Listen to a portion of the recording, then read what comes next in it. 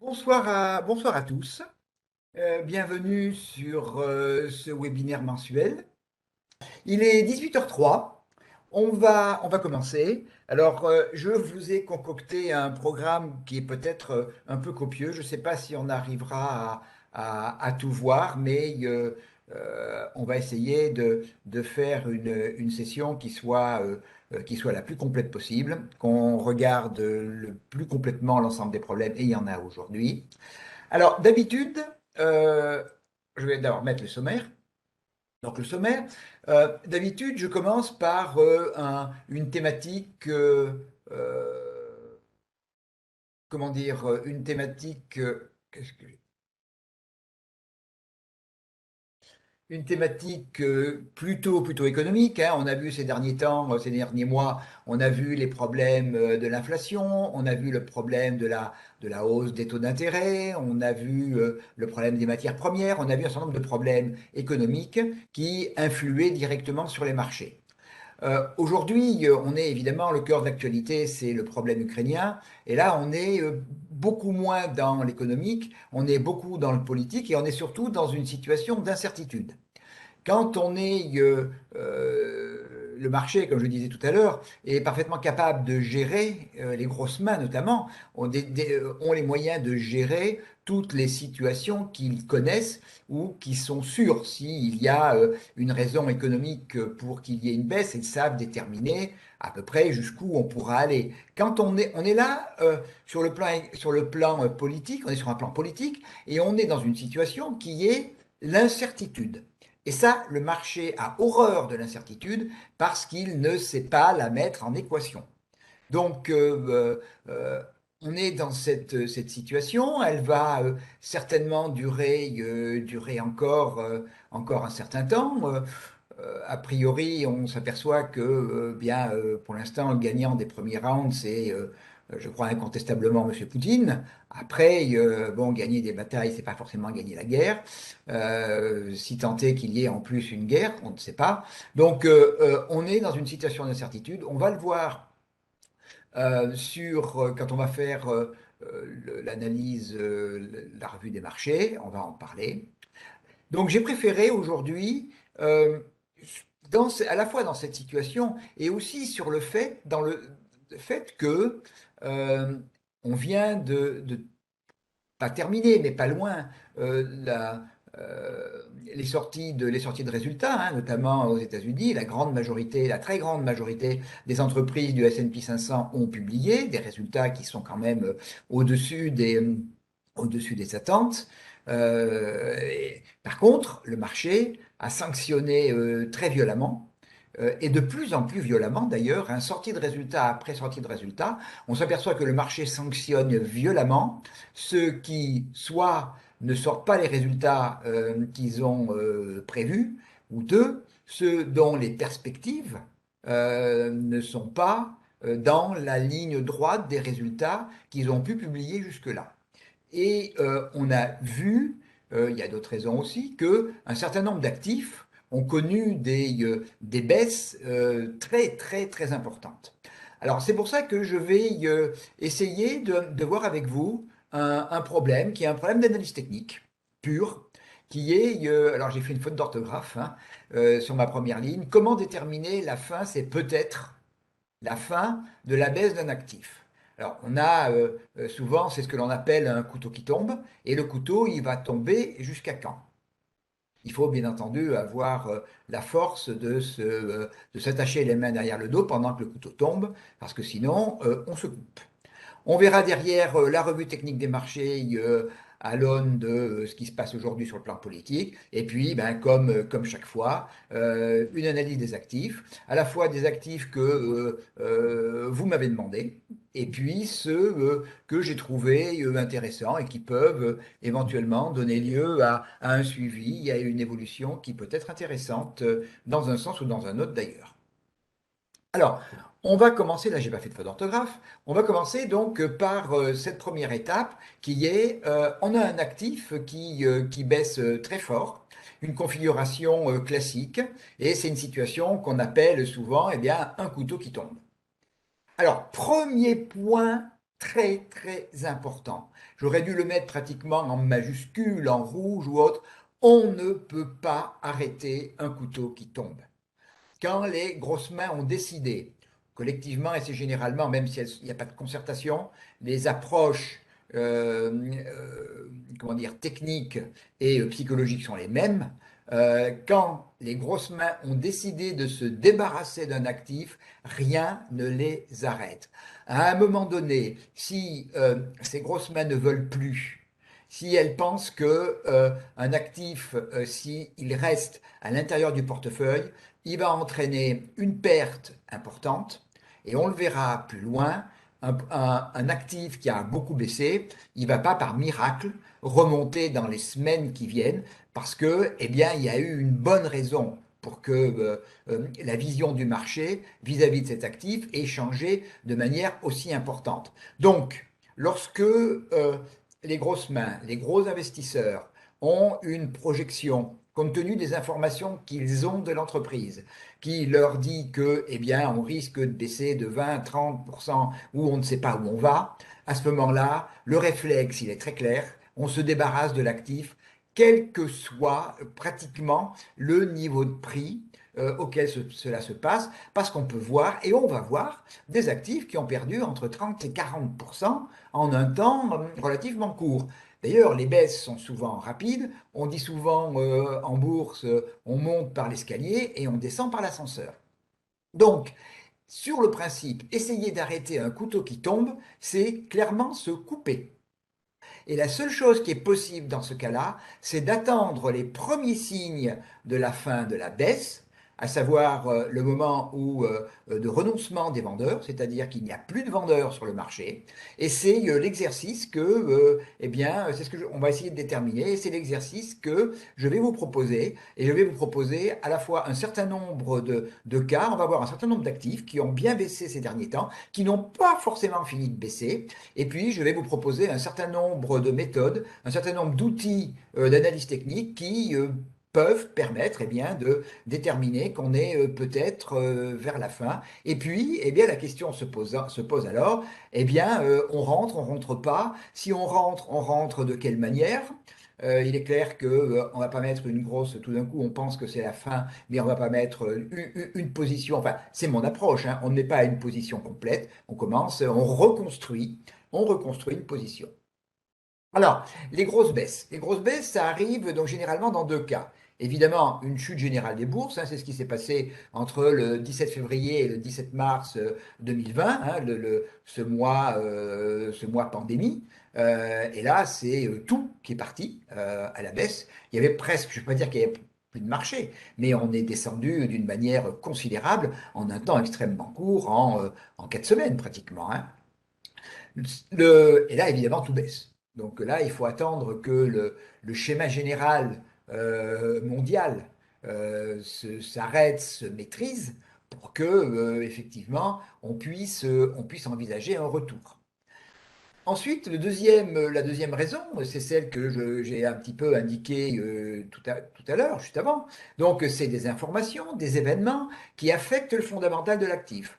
Alors, c'est évidemment, on l'a vu, des sorties de résultats, c'est des profit warnings à tout moment, et puis je dirais, c'est la loi également, hein. Les entreprises, lorsqu'elles savent qu'elles ne vont, que quelque chose dans leur organisation, dans leur business model, va faire que elles ne vont pas respecter de manière relativement significative les objectifs qu'elles avaient donnés au marché, elles doivent le plus rapidement possible, dès qu'elles les connaissent, donner les raisons et puis indiquer à quel niveau de résultat elles espèrent arriver. Donc c'est ce qu'on appelle un profit warning. Alors des bruits de session, hein, des M&A, alors effectivement il y en a de temps en temps et on voit que eh bien, généralement, celui qui est acheté, eh bien, pendant un temps, va remonter. Il y a eu des bruits aux États-Unis il n'y a pas très longtemps, hein, il y a une quinzaine de jours, sur une société dans le domaine des matériaux sportifs, des tapis de sport qui est Peloton Interactive. Il y a eu un bruit de session, il est monté très rapidement, et puis le bruit bah, est un peu reparti et il est pratiquement revenu au niveau initial. Des problèmes de gouvernance, hein, on l'a vu sur certaines sociétés, on l'a vu sur Atos, on l'a vu déjà sur Soitec. Et là, effectivement, là, le marché n'aime pas du tout. Le marché n'aime pas les problèmes de gouvernance parce que eh bien, c'est tout le schéma fondamental dans lequel l'entreprise était engagée. Et lorsque les stratégies qui sont mises en place, qui sont annoncées au marché, eh bien, ont du mal à évoluer parce qu'il n'y a pas au sein de la direction de l'entreprise unanimité sur la voie à suivre. Là, c'est difficile parce qu'il faut qu'une majorité à l'intérieur de la gouvernance se refasse. Il faut que le comité de direction, que la direction soit changée, et il faut attendre que, après le changement, eh bien, le ou les nouveaux dirigeants euh, montre que, effectivement, le changement de cap qu'ils ont donné à la société est le bon changement de cap. Donc ça, c'est pas le marché n'aime pas. Donc, qu'est-ce qui se passe à chaque fois que le marché a une information quantitative? Eh bien, il essaye de réestimer, recalculer la valeur la plus probable de l'entreprise et il vend. Et il vend, et on vend jusqu'au niveau, a priori, déterminé par le consensus, par un consensus minimum des acteurs.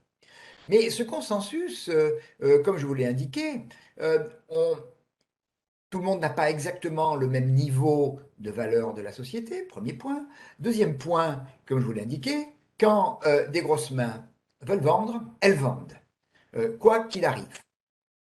Et on arrive à une dernière étape, hein, qui est une étape de renoncement, hein, de la part des vendeurs. Il n'y a plus de vendeurs.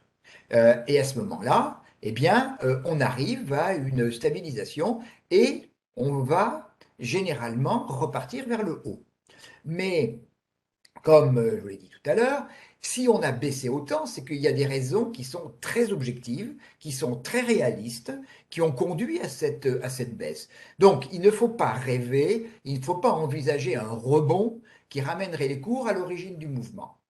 Les rebonds, il y a deux, je veux dire, deux types de rebonds ou deux raisons de rebond. La première, ben, c'est que en fait, on est allé trop bas. On est allé trop bas. Euh, Dominique me dit bonsoir, bonsoir, et puis Yves, là j'ai vu tout à l'heure, et Patrice, je leur dis bonsoir au passage. Donc, la première raison du rebond, c'est que, comme je vous l'ai indiqué, on est descendu en ligne droite, et donc on est allé certainement plus loin que raisonnablement le marché aurait dû aller, parce que quoi qu'il arrive, certaines grosses mains avaient décidé de toute façon de tout vendre, de vendre. Donc, on va trop bas. Et la deuxième raison, c'est que on revient sur des niveaux d'actifs qui redeviennent intéressants pour le marché. Alors, évidemment, pas forcément pour ceux qui viennent juste de vendre, mais d'autres investisseurs, eh bien, par rapport au niveau bas auquel on est redescendu, eh bien, peuvent trouver un intérêt dans la mesure où ils sont capables de se fixer des objectifs de cours vers lequel, dans la nouvelle situation économique, l'actif doit pouvoir aller. Et c'est ce que l'on verra un peu plus loin.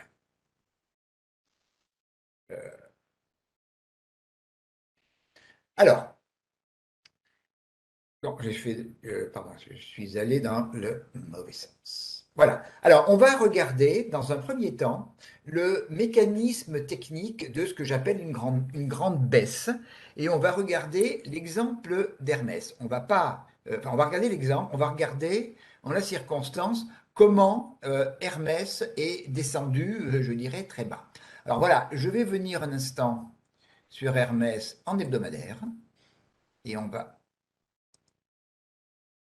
Voilà. Donc Hermès, c'est une success story.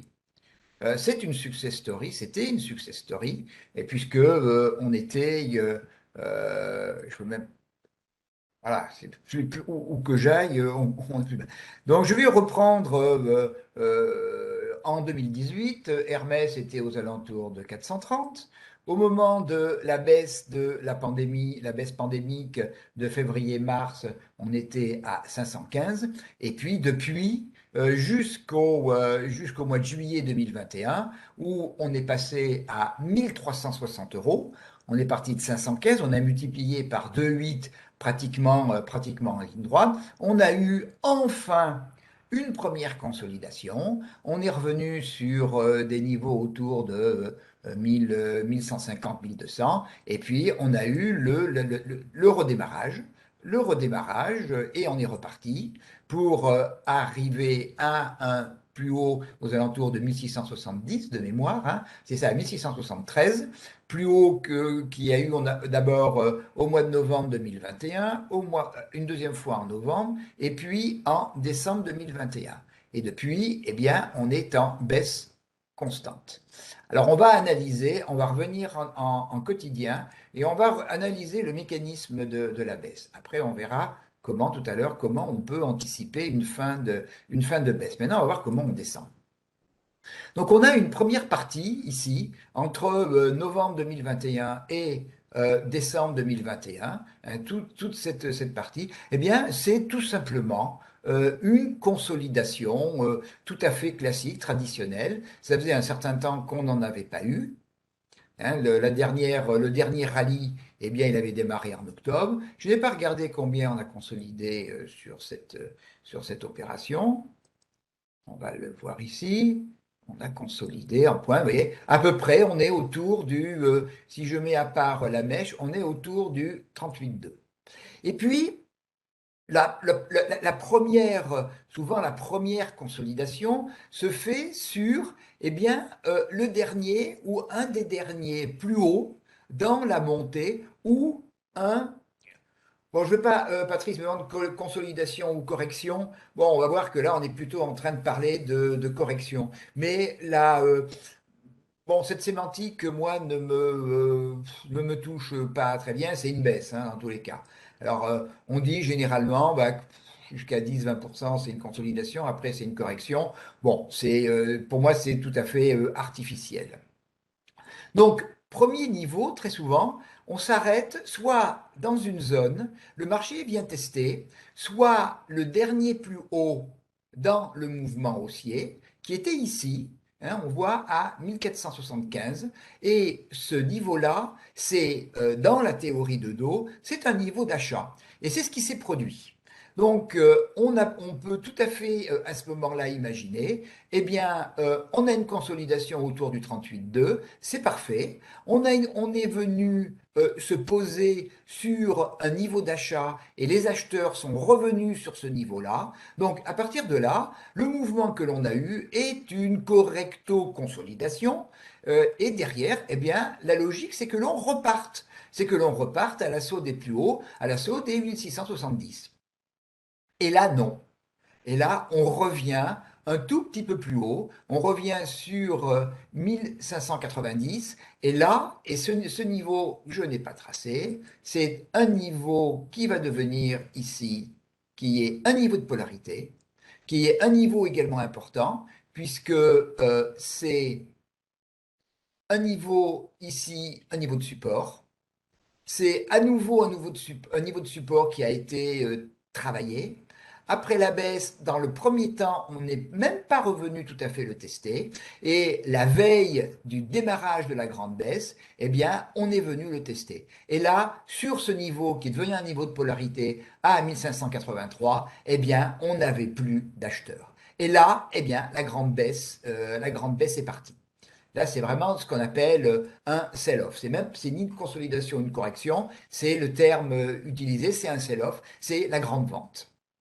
Et là, le niveau auquel on s'était arrêté précédemment, eh bien, on ne le regarde même pas. On a d'énormes bougies rouges en quotidien. Donc, le premier niveau qui était un premier niveau d'achat, il n'y a strictement personne qui s'y intéresse.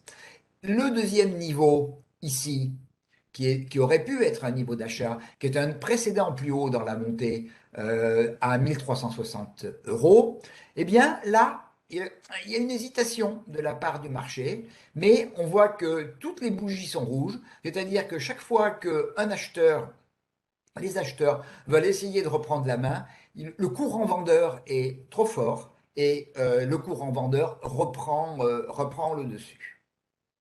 On continue à baisser et là, on ouvre un gap. Alors là, un gap comme celui-là, c'est quelque chose qui peut être positif parce que après une baisse de comment dire, une baisse aussi importante, le fait d'ouvrir un gap, eh bien, c'est un petit peu le dernier mouvement. Euh, c'est un gap d'essoufflement. Euh, alors, c'est là où il faut commencer. C'est un exemple où, eh bien, on doit attendre euh, derrière, soit, eh bien, enfin, que le mouvement soit terminé. Si on est à la fois dans des conditions et sur des zones techniques qui correspondent à quelque chose de significatif. Ici, c'est un support, mais c'est pas un support très important. D'autant plus que, vous voyez, le support qui est important, il est là, puisque ça a été des plus hauts précédents, aux alentours de 1319. Et justement, c'est ce niveau-là qui est cassé dans le gap d'essoufflement. Donc, on s'arrête effectivement sur un niveau qui est un niveau de support. Mais tout simplement, on a un gap d'essoufflement. Donc, les derniers vendeurs ont eh bien, remis le papier sur le marché. Et à ce moment-là, effectivement, les acheteurs reprennent la main. Alors, ils reprennent la main. Il faut bien euh, voir qu'on est en tendance baissière. Et tout mouvement qui va dans le sens contraire du couteau qui tombe, ne peut être qu'un mouvement de correction. C'est un mouvement contrarien, c'est un simple rebond. C'est que tout simplement, les vendeurs n'ont plus envie de vendre, il n'y a plus de vendeurs sur le marché, il n'y a que des acheteurs, et les acheteurs pensent que, eh bien, 1287 pour Hermès, eh bien, c'est un bon prix, et que même si on ne revient pas vers 1670, eh bien, il y a quand même du grain à moudre, 100, 200, 300, 400 euros. Donc, vous avez un courant acheteur qui vient prendre le relais du courant vendeur et on rebondit. Donc, on a une correction, une consolidation dans la baisse, mais c'est un rebond. Donc, ceux qui achètent à ces niveaux-là. Ce qui peut être une stratégie en se disant, bon, j'ai un rebond, on verra tout à l'heure les conditions du rebond, eh bien, ok, je me fixe des objectifs qui sont pas trop éloignés, mais si j'ai des stops qui sont courts, eh bien, ça peut faire quelque chose. Mais généralement, ce sont des rebonds. Et on voit ici que, eh bien, on s'arrête à un niveau. J'ai tracé les retracements de Fibonacci du dernier mouvement, hein, du grand mouvement baissier ici, hein, du couteau qui tombe. Et en fait, on voit qu'on ne vient même pas réussir à aller jusqu'au retracement 38,2. Et ça, c'est un des signes, on le verra plus tard, que eh bien, le mouvement n'est pas terminé. Et si les acheteurs se sont fixés, eux, un objectif qui est finalement un objectif assez modeste, puisque au-dessus de 1382, hein, on avait rebondi à 1290 et en fait, on a fait un petit 100 euros. Et là, les vendeurs sont revenus à la charge et on repart à nouveau vers le bas. Donc, on a un deuxième phénomène ici et un deuxième, comment dire, ce qui souvent se passe, eh bien, une deuxième impulsion baissière forte que l'on a ici entre 1360 et les plus bas actuels aux alentours de 1150. Alors, bon, on va zoomer un petit peu et je vais. Hop. Alors là, on a un nouveau rebond. Alors, ce nouveau rebond, Et qu'est-ce qui se passe? On est revenu ici rechercher, on le verra plus tard, on verra, lorsque l'on met les retracements, on met aussi les extensions vers le bas. Et on voit ici, sur ce mouvement-là, de tout à l'heure, eh bien, j'ai tracé les extensions de Fibonacci et que vous retrouvez ici, voilà, le 50, le 61,8, le 100. Et en fait, on s'est arrêté, et ça fonctionne souvent bien lorsque le marché a à la fois une extension de Fibonacci et un support. Donc là, c'est là où il y a une probabilité, effectivement, que le marché s'arrête, pas forcément définitivement, mais tente un rebond. Et c'est ce qui se produit ici, et on euh, revient à nouveau sur ce niveau, et j'aurais pas dû mettre double creux, hein, Patrice a dit, est-ce qu'il y a une figure de double bottom, me demande Patrice. Alors, pas encore. On a une figure, en analyse technique, une figure de double creux, c'est lorsque l'on a un creux, une ligne de coup, une ligne de rebond et un deuxième creux.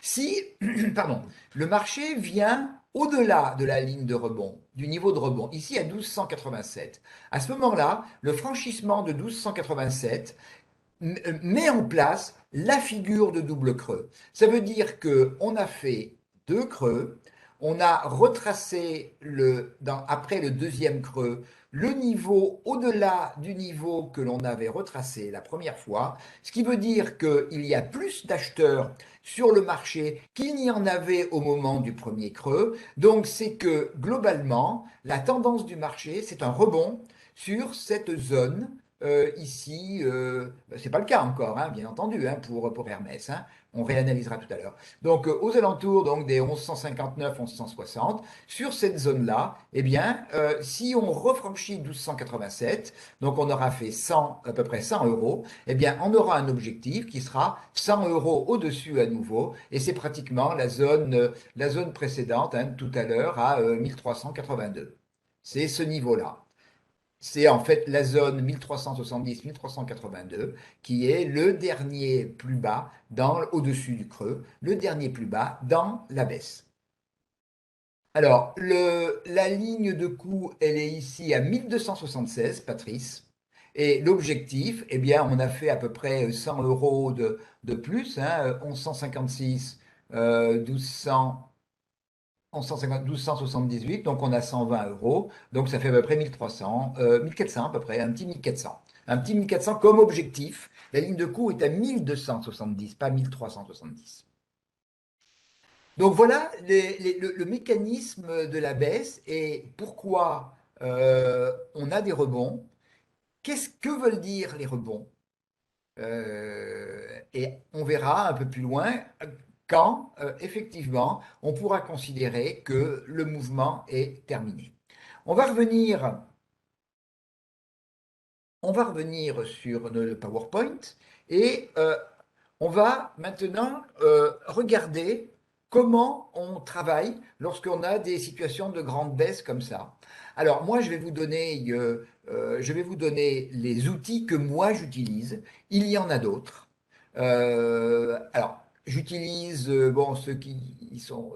il y a plusieurs d'entre vous qui me connaissent depuis un certain temps. Bien entendu, mon premier outil, c'est Fibonacci et Fibonacci avec, on le verra, des temporalités inférieures, c'est-à-dire que sur les actions, je travaille avec, d'une manière générale, avec l'hebdomadaire et le daily, et je peux descendre justement pour essayer de tester les situations quand on est vers les périodes de baisse. Je descends en général sur le H4, mais en fait de plus en plus sur le H3. Les retracements Fibonacci, on en a vu un exemple tout à l'heure. Les bandes de Bollinger, on va le voir sur des exemples. Les divergences de RSI, en les prenant avec des pincettes. Et puis, les figures techniques de retournement classiques, hein. On en a vu une. Le double creux, c'est une forme de figure de retournement. On va voir des étoiles du matin et autres types de figures. Et puis, le franchissement ou la rupture de moyenne mobile opérante. Alors, il y a d'autres outils que moi, je n'utilise pas. Alors, Lionel, oui, vous me l'avez indiqué, les volumes. Alors, comme d'une manière générale, je n'ai pas le réflexe d'utiliser les volumes, ben, ça fait partie des choses qu'il faut que je travaille pour mon propre compte et éventuellement les présenter dans le cadre de webinaires comme celui-ci. Mais je n'ai pas le réflexe ouais, d'utiliser les volumes. Je pense qu'avec mes 6 outils, ben, j'essaie de m'en sortir. Et puis, le deuxième que je n'utilise pas, ce sont les vagues d'Elliott. Parce que enfin, les héliotistes vont vous dire, eh bien, une grande baisse comme celle-là, elle va s'analyser en 5 vagues. Et puis, à la fin de la vague 5, à la fin des 5 vagues impulsives, on a 3 vagues correctives et qui indiquent pour eux, eh bien, à un moment donné, que on est à la fin de la vague 5 et que le grand mouvement de baisse est terminé et que l'on va rentrer dans des phases correctives. C'est-à-dire qu'on ne va faire que des corrections. Parce que le niveau sur lequel on est descendu, eh bien, il est peut-être trop bas, mais l'actif ne va pas remonter au niveau où il était précédemment. Donc, on va regarder, je vous ai préparé un certain nombre d'actifs. On va passer maintenant jusqu'à la fin du webinaire, on va passer sur la plateforme et on va regarder les actifs que je vous ai préparés. Donc, on a commencé bien sûr avec Hermès. Ensuite, j'avais prévu, je vais essayer de le faire dans l'ordre, voilà. Donc, on va partir aux États-Unis avec Intel Corporation. Alors, comme toujours, quand on n'est pas, on découvre un actif ou autre, on commence par aller en hebdomadaire. Enfin, moi, je commence. Qu'est-ce que j'ai fait? Ah, pardon. On commence. On commence à aller en hebdomadaire pour comprendre le cheminement de l'actif et puis surtout pour eh bien, fixer ces niveaux de support et de résistance. Moi, c'est la première chose que je fais quand on m'interroge ou quand je regarde un actif pour la première fois. Je vais en hebdomadaire, je regarde et là je les ai mises. Là, on voit qu'on a ici sur 42 dollars 50, on a vraiment un support extrêmement fort. On en a un deuxième juste au-dessus à 43,80. On a même ici, j'aurais pu mettre carrément une zone majeure de support. Et puis donc au-dessus, 40, 44,80. Et puis donc je les ai fait dans la préparation de ce webinaire. J'aurais pu mettre également, qui peut être un objectif de rebond, j'aurais pu mettre ce niveau-là. Voilà. Donc, on voit un actif qui est très baissier depuis le mois d'avril de l'année dernière, puisqu'on est passé de 65 dollars à maintenant aux alentours de 42. On a perdu 35-40%. Et on va analyser euh, plus avant le dernier mouvement. Mais vous voyez, on a, même depuis le début de la baisse, on a un mouvement qui est classique des grands mouvements baissiers, une baisse extrêmement rapide, donc liée, vous voyez, elle a commencé en avril 2021, la semaine d'avril. C'est certainement, je suis pas revenu voir, hein, c'est certainement suite à une sortie de résultats du premier trimestre d'Intel. Et bah, le marché a pas du tout aimé. Et surtout sur ces produits de technologie avec des PER importants. Lorsque effectivement il y a des annonces qui sont défavorables, à ce moment-là, la baisse est très forte parce que il faut ramener en plus l'actif à des niveaux de PER non surcotés comme l'été, comme le sont un peu moins maintenant, mais encore, les PER de sociétés de croissance. On a vu le mois dernier, hein, je vous ai fait un parallèle entre enfin, l'évolution, hein, le retournement des sociétés de value par rapport au growth. Là, ben, des mauvais résultats, ça baisse beaucoup. On baisse énormément. Un retour, on peut regarder de combien. Vous voyez, là aussi, hein, on sait dire que le mouvement est vraiment baissier. On va même pas jusqu'au 38,2 une fois de plus, hein. Donc, ce qui veut dire que c'est vraiment un rebond, hein. Ce qui s'est passé, c'est un rebond, mais la baisse n'est pas terminée. Ce qui veut dire que ben, les acheteurs doivent être très prudents. C'est toujours compliqué de racheter ces types de rebonds. Et puis, on repart, un deuxième mouvement de baisse, une consolidation. Vous voyez, on revient ici pratiquement,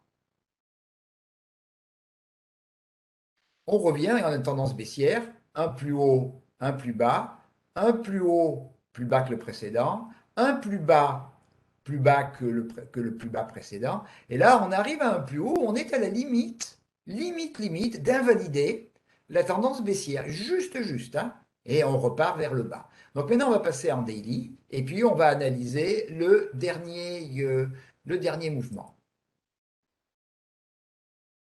Le mensuel, me demande Olivier. Bah, écoutez, j'ai pas de raison de vous le refuser.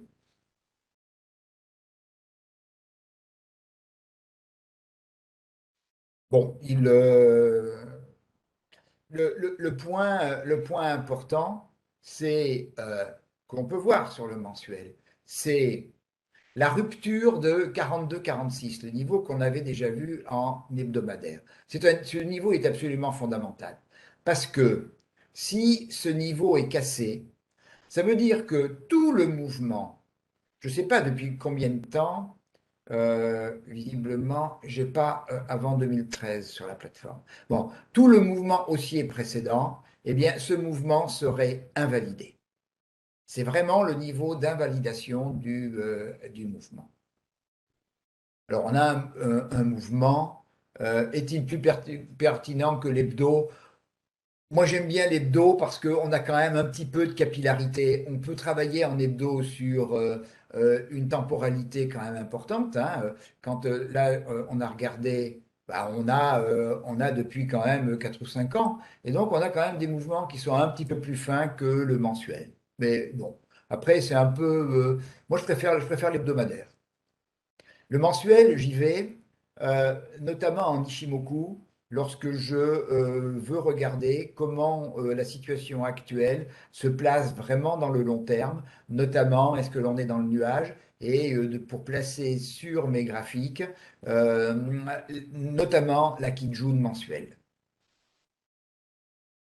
Alors, on va passer en daily pour analyser notre dernière baisse.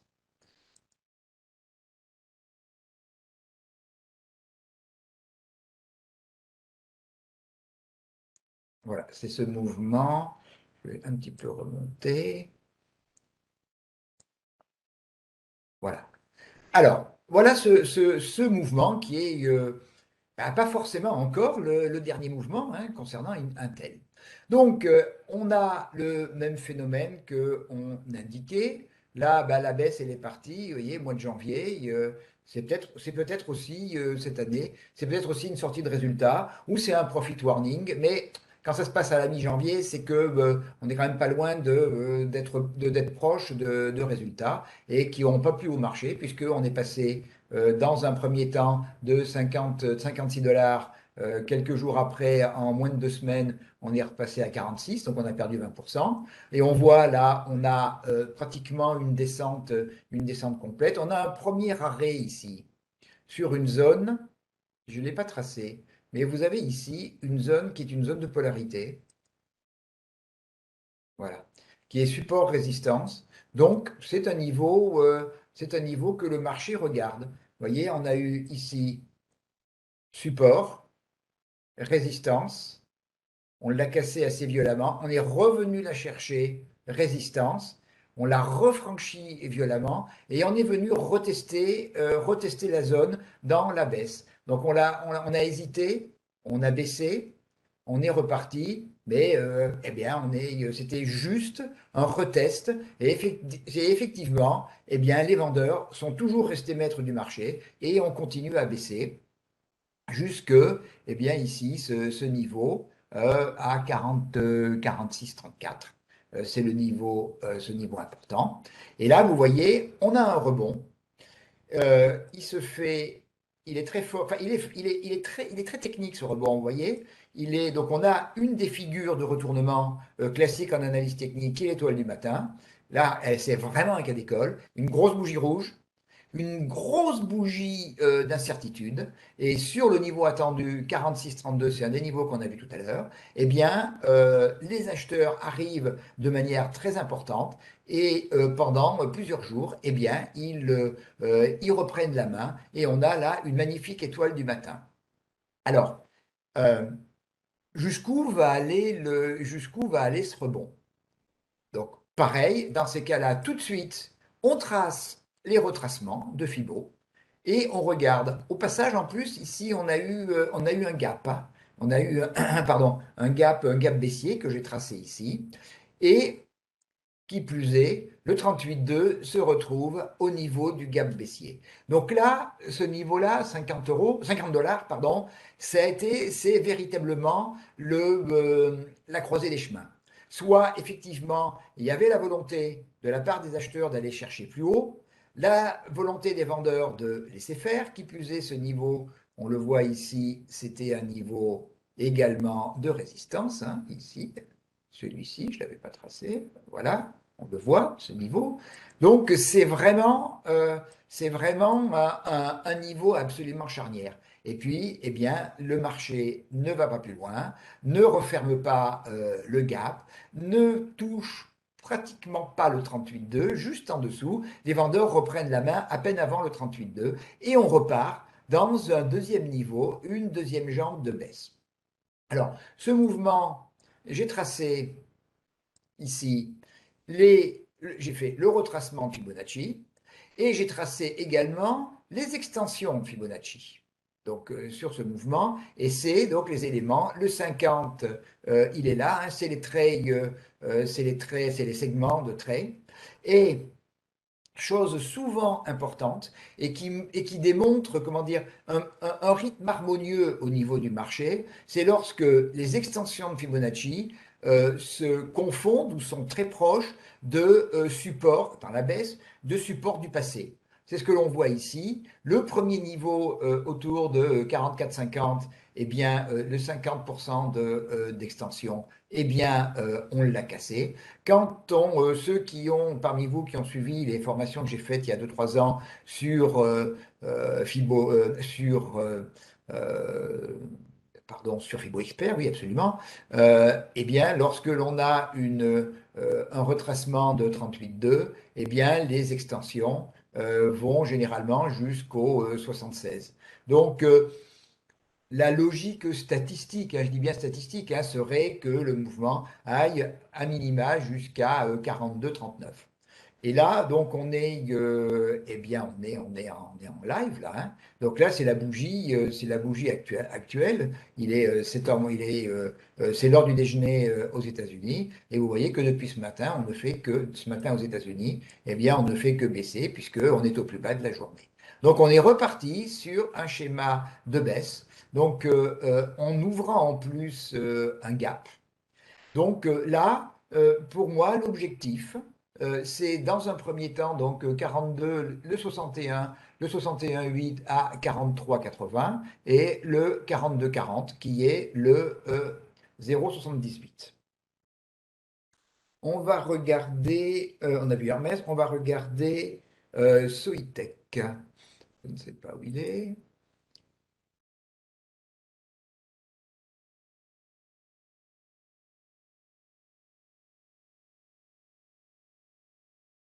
Donc, tout va bien, je ne le trouve pas.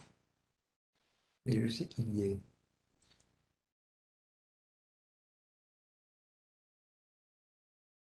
Ah ben voilà, voilà Soitec. Bon, là, il faut que l'on avance. Donc, on retrouve le même schéma. on retrouve le même schéma d'une baisse larvée. D'une baisse larvée sur des plus hauts historiques, hein, 245 euros, c'était un plus haut historique au niveau de Solitech. Donc on a une première baisse larvée, et puis là tout d'un coup, à la rupture du niveau de support à 202 euros, là on a là c'est clairement un déclenchement qui est lié à des problèmes de société, des problèmes de gouvernance, des problèmes de résultats ou d'approche de résultats. Et là, on ouvre un très gros gap baissier. Et puis là, eh bien, on a la suite de bougies rouges importantes. On casse des supports. Et là, le pire, c'est dans ces situations-là, il faut véritablement s'attacher les mains derrière le dos et il ne faut pas se dire, oh là là, le niveau de 180 ou de 174, c'est un très bon niveau, on ne va pas aller plus bas.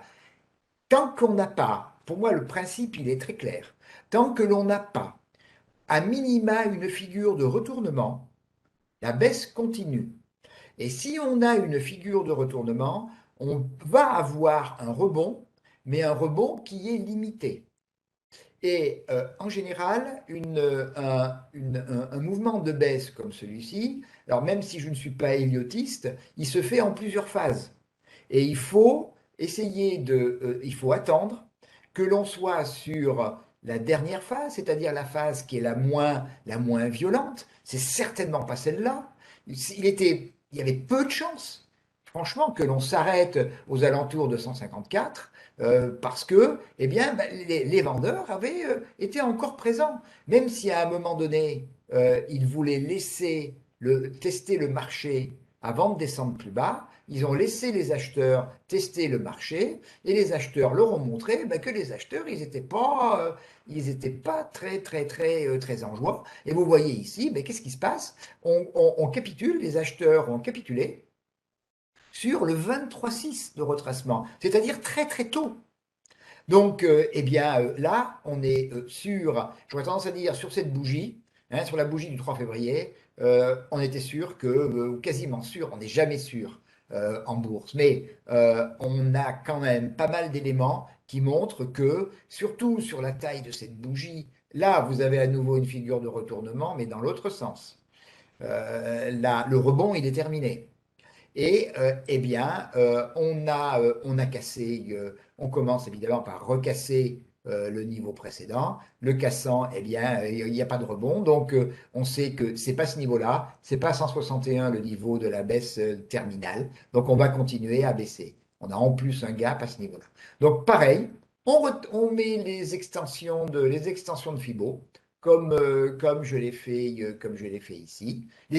Voilà, oui, les extensions. Et là, on a les niveaux d'extension.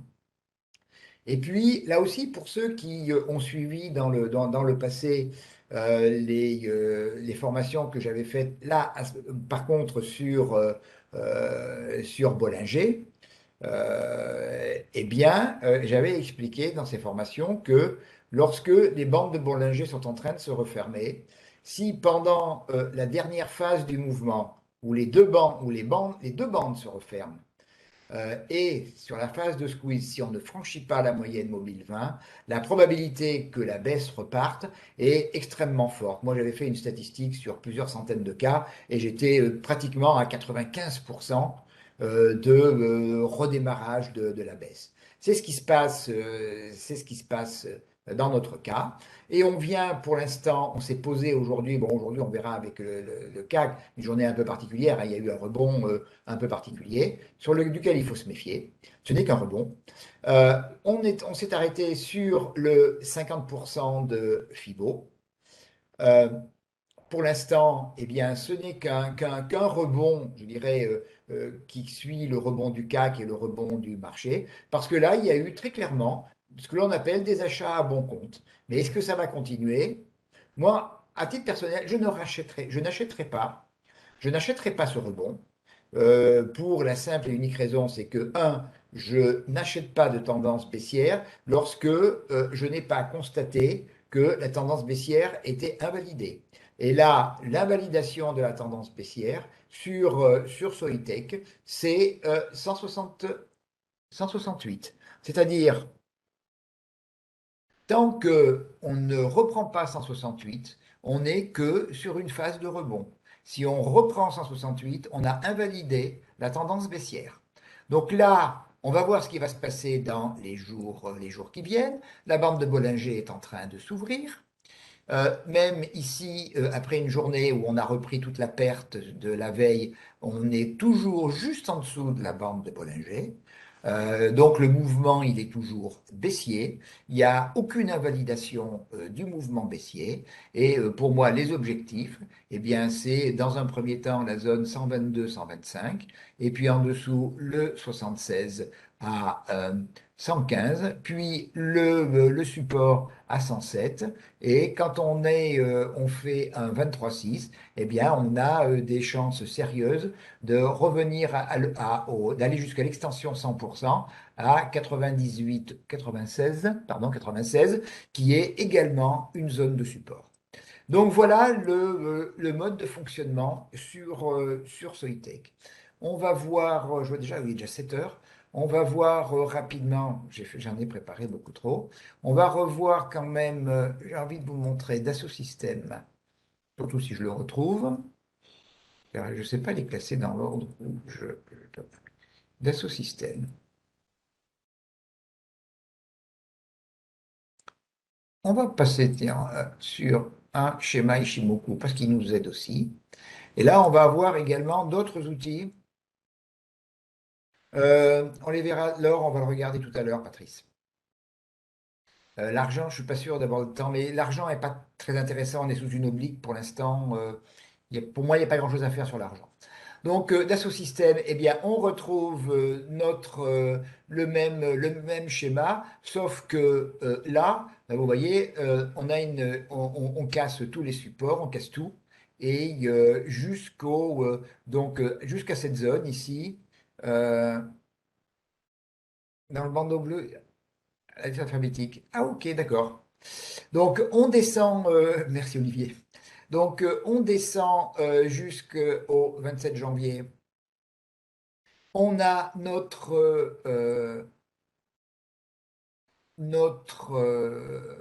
comment dire, notre premier rebond. On a une deuxième baisse sur un niveau de support. Un niveau de support. Dominique, oui, était là la semaine dernière, a suivi la formation. Ici, on a effectivement, en janvier, on a une belle katana ici, hein. On a une belle katana. On sait là, à partir de, sur une katana comme ça, il faut être un peu prudent parce que moi, je préfère qu'on soit sorti du nuage quand même pour vendre. Une deuxième baisse, et puis on repart vers le haut. Par contre, là, vous voyez, on a une quasi-divergence de RSI. Pourquoi il est à ce niveau-là? Bon, je ne sais pas pourquoi il s'est mis là.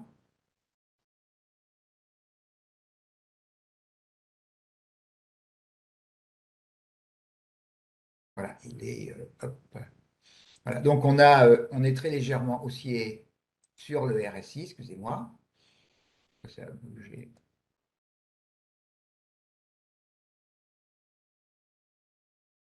Voilà. Vous avez des prix qui baissent et un RSI qui monte. Donc on se dit, ben, on va peut-être pouvoir repartir. Peut-être. Peut-être que l'on a touché le fond. Alors, on recasse, on revient. Donc là, on est dans une situation que je qualifie situation d'incertitude, d'autant plus que du rebond, on est déjà pratiquement sur le 100% d'extension. Donc la logique serait effectivement qu'on ait un bas aux alentours de 37, mais bon, on peut s'arrêter sur 76 aussi, hein. Et là, visiblement, on a l'impression que le 76, pour l'instant, eh bien, il marque peut-être, et j'ai toujours mis au début peut-être, c'est peut-être la fin. Le point qui est important, c'est de déterminer à partir de quel niveau, eh bien, on est au-delà du rebond. C'est-à-dire, le premier élément, c'est le franchissement du précédent plus haut dans la tendance, qui est ici. Le précédent plus haut dans la tendance qui est à 42,14. Donc si on franchit ce niveau ici en plus, on aurait une structure de double creux également. Pour ceux qui travaillent en Ishimoku, eh bien, on a également, ce qui serait le cas dans quelques jours peut-être, le franchissement de la Kijun. Par contre, je veux dire, ce que je veux dire, c'est que si on franchit ce premier niveau de 42, donc on n'est plus dans une tendance baissière, on est en tendance neutre. Un rebond peut continuer. Et quels sont les objectifs du rebond? Eh bien, j'ai oublié de le mettre ici.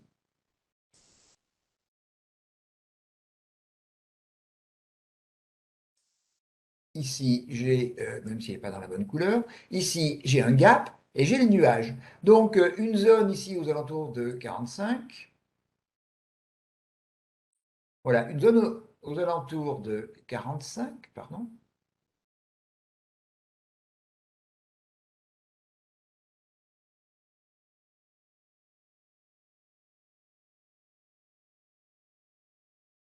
Voilà, une zone aux alentours de 44, 44, 80.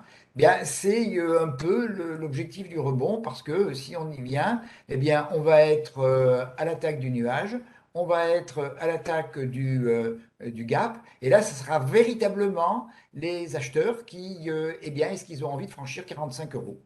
Voilà, et ça, pour l'instant, je ne sais pas. Mais le schéma de rebond est celui-là. Euh, je vais passer sur, bon, est-ce que, même si on n'a pas vu tous les actifs que je voulais vous montrer, est-ce que le lagging span passe le twist?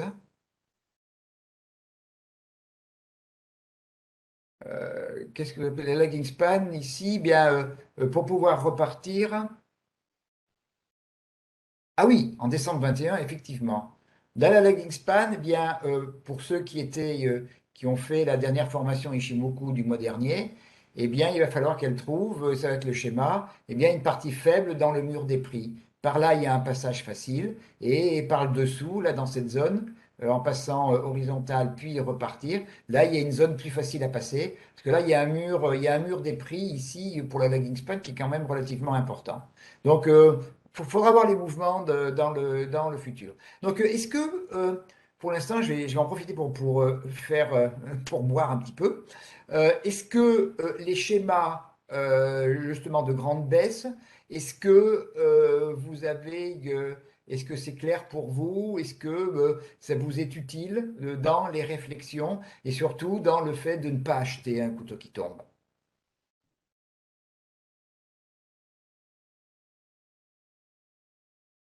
Je vous laisse mettre sur le, Je vous laisse mettre sur le chat si vous avez sur cette première partie des questions, si c'est clair pour vous. Surtout, mais je sais, j'ai même une anecdote d'un trader que je connais très bien, qui est très expérimenté, qui est un garçon qui est très prudent. Euh, il m'a indiqué qu'il avait fait un petit achat d'Orpea à 83 euros. On est descendu jusqu'à 35,40 et il a acheté un couteau qui tombait. Il a pas pu s'empêcher. Et je sais que c'est un peu tentant, hein. On veut toujours essayer de toucher les plus bas. Le problème, c'est que eh bien, tant qu'on n'a pas d'éléments techniques qui nous indiquent que les vendeurs ont renoncé, eh bien, les vendeurs tiennent le marché, la tendance est baissière.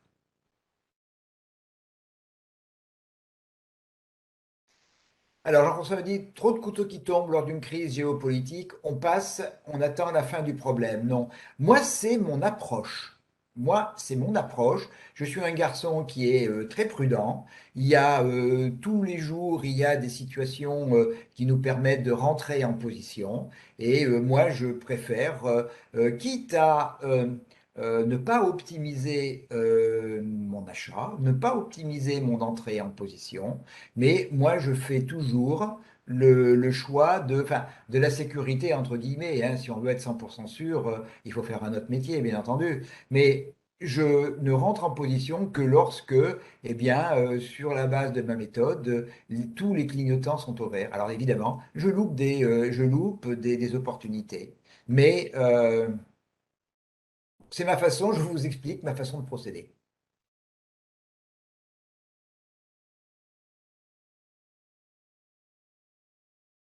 Ubisoft. Ubisoft. euh, Ubisoft.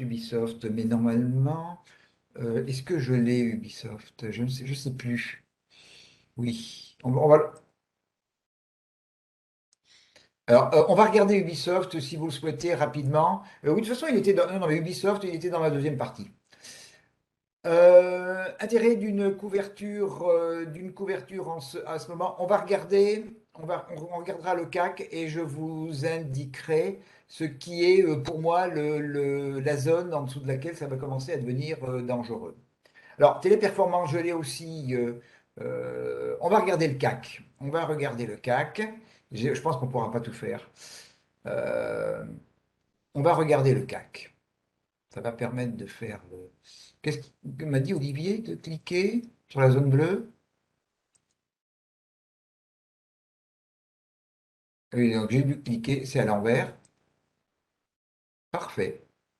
Euh, merci Olivier. J'avais jamais. C'est pourquoi je ne trouve pas le CAC. Oui, il est sur CAC ou il est sur PX, hein. Il est sur P, sur CAC. Voilà. On va regarder le CAC et je vous indiquerai la zone qui pour moi, est chaude. Alors. Donc le CAC, donc, on voit depuis les plus hauts niveaux en début d'année, hein, à 7000, quasiment 7004, eh bien, on est en consolidation perpétuelle. On est en daily, on est passé en tendance baissière.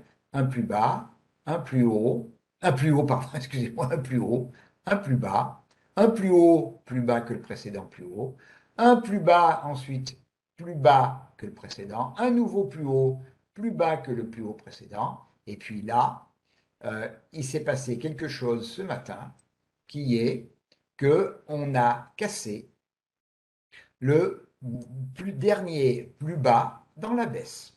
Et ça, c'est un événement qui est quand même significatif et qui nous confirme la tendance baissière. Alors, bon, la journée, ça a été un peu une journée de dupe, mais ce qui s'est passé aujourd'hui, ça a été effectivement, on est parti très bas, hein, ça a été vraiment, on avait l'impression qu'avec la bougie d'hier, on allait attaquer un sell-off, hein, on a ouvert aux alentours de 6006, je me rappelle plus, 6635.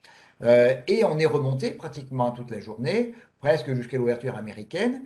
Et ce qu'il faut surtout comprendre au niveau du CAC, ce qui s'est passé, c'est qu'en fait, on est bien remonté aujourd'hui, mais on n'a rien franchi. La zone qui, pour moi, est une première zone de support importante, pratiquement, voilà. C'est cette zone entre 6720 et 6790. Alors là, je suis en Ishimoku, on a ici un plat de SSB, c'est une zone, ici, une zone de résistance, une zone qu'on a réussi à franchir, qu'on est revenu chercher, on a vraiment testé ici, elle a servi de support, elle a encore servi de support dans le précédent plus bas. On a pu espérer hier, après l'avoir cassé, eh bien on a clôturé à ce niveau-là. Et là, on voit qu'aujourd'hui, on a clôturé juste en dessous de la zone. J'ai également mis ici la moyenne mobile de 100 périodes qu'on a testé il y a quelques jours. Les acheteurs étaient là. Et là, on est revenu la reprendre ce soir. Donc, on est dans une phase de rebond de tendance baissière. Donc, il faut interpréter aujourd'hui tout mouvement haussier dans le cadre d'un rebond de tendance baissière. Ensuite, en dessous du niveau qu'on a failli tester aujourd'hui, on a un gap ici, qui est un gap qui a été haussier, qui a été ouvert le 14 octobre entre 6607 et 6620. Et ça, c'est vraiment un niveau extrêmement important. On voit également que j'ai tracé les, euh, les retracements de Fibonacci, pardon, du grand rallye qui a commencé en octobre 2021 et qui s'est terminé au début de l'année ici. Et on voit que le 61,8 se trouve juste sur la zone de support, la zone de support majeur. Donc cette zone, elle est vraiment fondamentale. C'est le premier niveau. Donc, et si on casse le 61,8, ben, la statistique montre que bien souvent, on revient à l'origine du mouvement, c'est-à-dire à 6415. Donc, on a actuellement une première zone, 6607, 6620, et elle, vraiment, c'est le dernier, comment dire, c'est le dernier espoir, le dernier support. Avant, si on casse cette zone, pour moi, c'est clair que c'est 6415. Là, c'est clair. Alors, là, la journée, elle est un petit peu atypique. On est dans notre rebond. Alors, c'est toujours la même chose. À quel niveau on va pouvoir estimer que la tendance baissière sera invalidée? Et là, le niveau important, il est ici. Il est à 7020. C'est à la fois ici, donc on a eu plus haut, plus bas. Et là, juste derrière, vous voyez, on a eu une bougie le 15 février qui a été une énorme bougie qui a annoncé un rebond. Et ce rebond, eh bien, il n'a pas perduré. On est resté un certain temps au-dessus du milieu de cette bougie qui était un quasi Marubozu et on n'a pas réussi à revenir à l'intérieur du nuage ici. Et on voit que de la grande baisse, c'était le 38,2. Donc, ce niveau est un niveau extrêmement important et ce n'est qu'au-dessus de 7020 que la tendance baissière sera invalidée, avec derrière comme objectif eh bien, la zone ici à 7180, 7160, 7180, puis le niveau ici 7248 et les plus hauts à 7004. Donc voilà les niveaux. Donc ce qu'il faut faire maintenant, vous voyez, les deux bougies, hier et aujourd'hui, c'est vraiment la traduction. Euh, Jean-François, je ne donnerai pas, ici, je ne donne pas de conseils de trading. C'est pas du tout l'objectif des webinaires que je fais. Moi, l'objectif, c'est de vous expliquer dans quelles circonstances de marché on est. Je ne connais pas votre portefeuille, je ne connais pas votre appétence au risque, je ne sais pas où sont vos stops. Moi, ce que je fais, c'est que moi, j'ai des stops. Je peux de temps en temps me couvrir, mais la plus grande efficacité, à mon sens, dans les périodes de problème, ce sont les niveaux de stop. Donc, n'attendez pas de moi de dire acheter, vendre. Moi, je vous donne des niveaux d'invalidation de tendance, je vous donne des niveaux de support. Après, c'est en fonction de votre psychologie et de votre portefeuille, de votre appétence au risque, que euh, je je ne peux pas donner de conseils. Des conseils, je peux les donner d'une personne, de quelqu'un vis-à-vis d'un client, mais c'est du one-to-one, c'est-à-dire que quelqu'un que je connais en termes d'investissement, et à ce moment-là, par rapport à son profil, je peux effectivement envisager d'indiquer des éléments. Mais je ne le ferai pas autrement. Alors, Dominique, la katana, ben, déjà ici, hein, la dernière katana, ici, ben, elle a déjà, elle est en cours d'exploitation. Donc, elle a amorcé, mais une katana indique, si vous avez suivi la formation que j'avais faite, c'est deux choses, soit effectivement le début d'un mouvement puissant, ou un simple élément technique qui fait que eh bien, le plus haut et les plus bas de 9 périodes ou le plus haut et le plus bas de 26 sont quasiment sont très proches. C'est le cas ici. Donc, à surveiller dans les jours qui viennent, à surveiller où est-ce qu'on va. Est-ce qu'on va déjà reprendre le premier niveau ici à 6000, pratiquement 6000, pratiquement 6009? Est-ce qu'on va y aller et on va repartir vers le bas? Si on repart vers le bas, eh bien, tout simplement, on aura fait un nouveau plus haut. Si on fait quelque chose comme ça, imaginons qu'on fasse quelque chose comme ça, je ne sais pas, hein, on va voir. On peut tout à fait faire quelque chose comme ça ou plus bas. C'est là où il faut être très prudent ou plutôt attentiste. Si effectivement sur ce niveau-là on repart vers le bas, bien il y a quand même un vrai risque là, il y a un vrai risque d'aller plus bas. À titre personnel, moi si j'ai une configuration sur ce niveau-là avec un stop très proche, si j'ai par exemple une étoile du soir, avec un stop très proche. Là, moi, à titre personnel, je peux envisager de prendre une position vendeuse, à condition, évidemment, de ne pas avoir un stop aux alentours de 7000. Il faut qu'on ait une configuration de bougie ici qui me permette d'avoir un stop aux alentours de 6910, 6920. Si ce n'est pas possible, eh bien, je ne fais pas. Parce que si le mouvement démarre, il peut s'arrêter, ça peut être le dernier, comment dire, le dernier mouvement baissier, il peut s'arrêter dans la zone, il peut s'arrêter ici sur le 61,8 et repartir vers le haut. Et là, je le saurai, et avec un stop à ce niveau-là, eh bien, je sortirai s'il y a un rebond dans cette zone sans dégâts. Euh, on a peur. Il est déjà 7h15, hein, je suis très... Est-ce que vous voulez que l'on regarde, j'avais prévu le Bitcoin, est-ce que vous voulez qu'on le regarde? Dites-moi rapidement si c'est un actif qui vous intéresse ou non. Non, eh bien, on ne le regarde pas. Alors, on va regarder quand même rapidement. On va quand même regarder rapidement le S&P.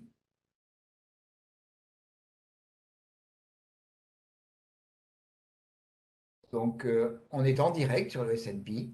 Donc, vous voyez une baisse à ce niveau-là.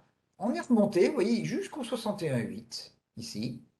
Et là, ben, on repart. On est revenu le chercher. Et dès qu'on a cassé ici ce niveau à 4448, on a ouvert une structure là de double creux.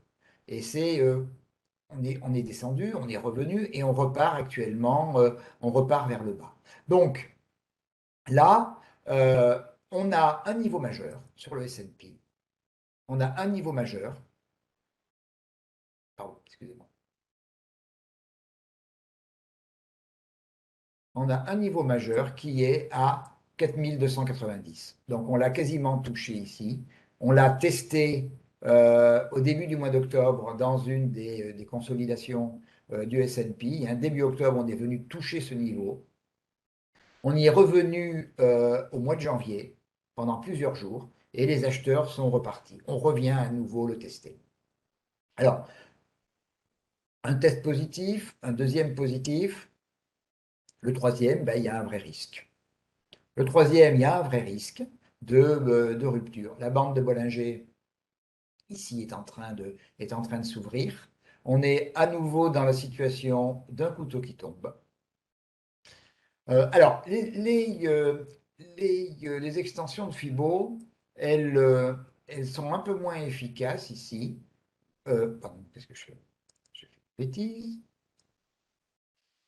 Je fais une bêtise. Voilà, vite, je vais un peu vite.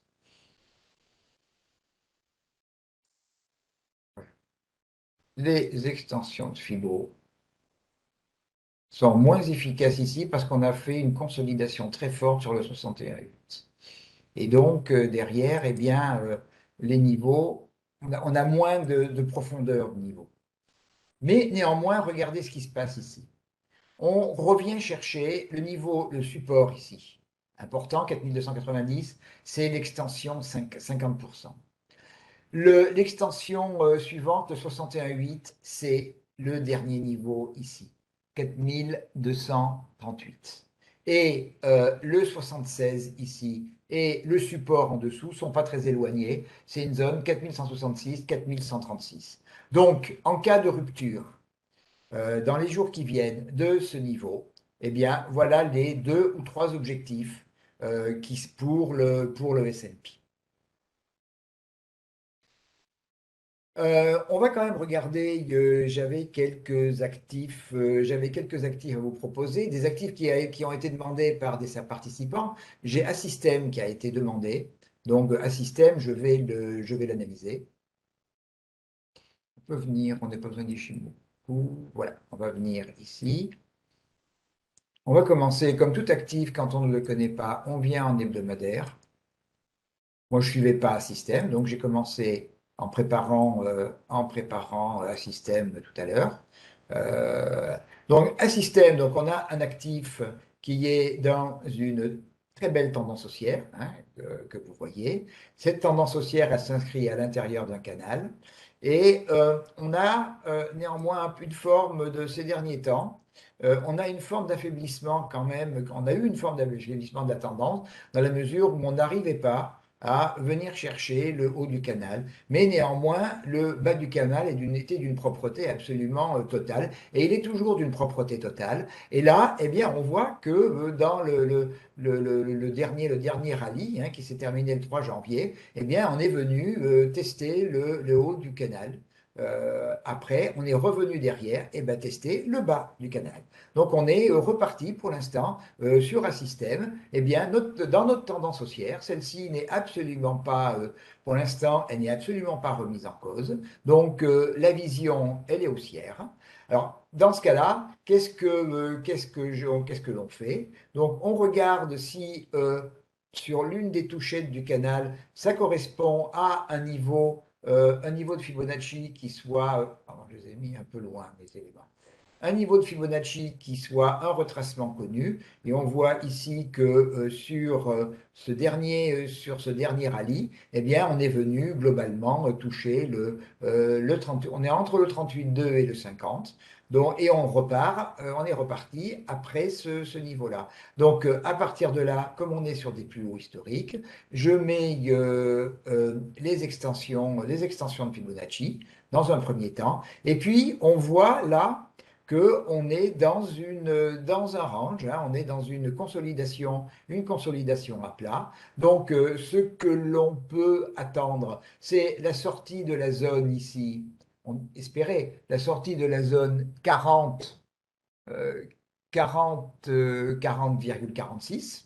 Donc la sortie de cette zone nous permettra de nous dire, ah ben, on est sorti du range, on va continuer à progresser, mais je ne pense pas, alors je ne sais pas quand ça va se produire, je ne pense pas qu'on ira forcément en ligne droite.